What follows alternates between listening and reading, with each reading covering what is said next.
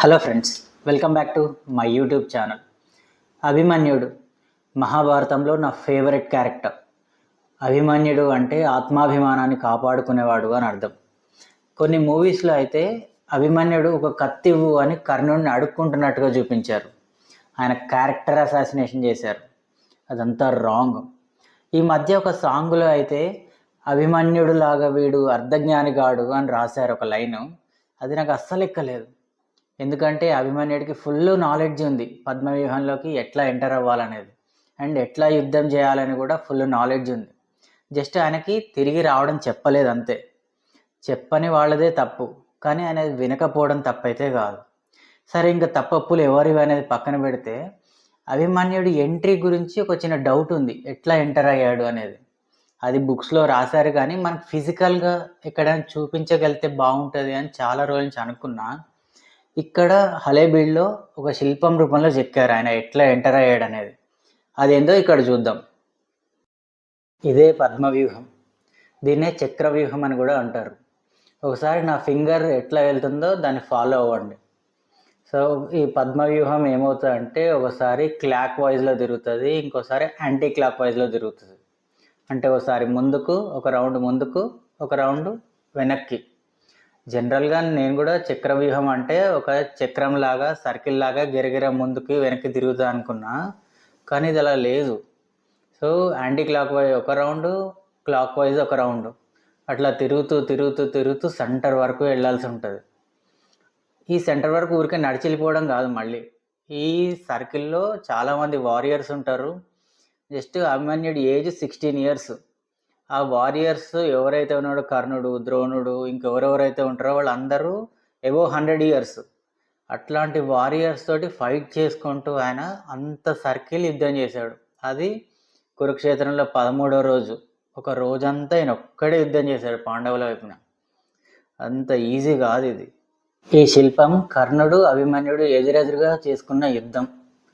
కర్ణుడు fans hot అవుతారు, కానీ వాస్తవం ఏంటంటే కర్ణుడే అభిమన్యుడిని వెనకాల నుంచి పొడిచే చంపేశాడు. కర్ణుడు, అశ్వత్థామ, ద్రోణుడు, కృపాచార్యుడు, కృతవర్మ, శల్యుడు ఇంతమంది కలిసి ఒక 16 ఏళ్ల బాలుని చంపుతారు. వీళ్ళు గ్రేట్ వారియర్స్ అని చెప్పుకుంటారు. మళ్ళీ నాకు అందుకే అభిమన్యుడు అనేది చాలా ఫేవరెట్ క్యారెక్టర్. ఆయన ఎన్ని రోజులు బతికాడనే కాదు, ఎలా ఫైట్ చేశాడనేది, గివ్ అప్ ఇయ్యలేదు లాస్ట్ మినిట్ వరకు. అండ్ రథచక్రం విరిగిపోతే ఆ రథచక్రాలు తీసుకుని మరీ ఫైట్ చేశాడు. ఆయన స్పిరిట్ నాకు నచ్చుతుంది, ఆయన ఫైటింగ్ స్పిరిట్ నాకు బాగా ఇష్టం అసలు.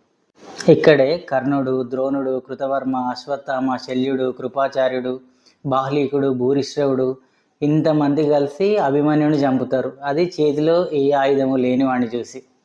ఇక్కడే గరికపాటి వారు ఒక మాట అంటారు, వీళ్ళు చేయాల్సిన పనులాంటివి అని.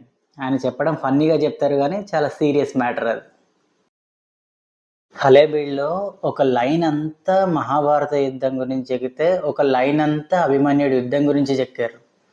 సో మేబీ వీళ్ళకి కూడా నాలాగే అభిమన్యుడి ఫేవరెట్ క్యారెక్టర్ అనుకుంటా.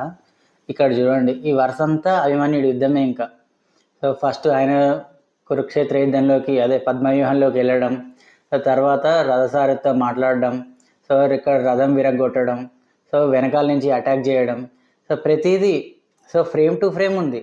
So first, second, third step by step చెప్పుకుంటూ వెళ్ళారు. ఈ లైన్ అంతా మొత్తం అభిమన్యుడి యుద్ధమే. ఇక్కడ ఉన్న క్యారెక్టర్లన్నీ అభిమన్యుని చంపడానికి వచ్చేవే. ఈ శిల్పం అభిమన్యుని మరణానికి సంబంధించింది. సో చుట్టూ చూడండి, ఇక్కడ అభిమన్యుడికి కాలి దగ్గర 2 arrows గుచ్చుకుని ఉన్నాయి. ఆ లాస్ట్ మినిట్లో కూడా కత్తి తీసుకుని ఒకళ్ళు చంపడానికే ట్రై చేస్తున్నాడు ఆయన. అండ్ అవతల పక్క ఉన్న వారియర్ కూడా నెత్తిలో కత్తి గుచ్చుతున్నాడు చూడండి.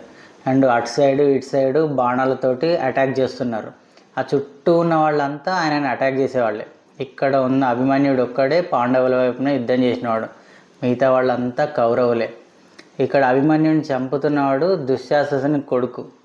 దుశ్శాసనుని కొడుకు పేరు భారతంలో ఎక్కడ మెన్షన్ చేయలేదు, అంటే నేను చదువుకున్నంత వరకు. కానీ అది ఆయన చివరి స్టేజ్. చివరి నిమిషంలో కూడా ఆయన గివప్ చేయలేదు. తనతో పాటు దుశ్శాసనుని కొడుకును కూడా చంపేస్తాడు.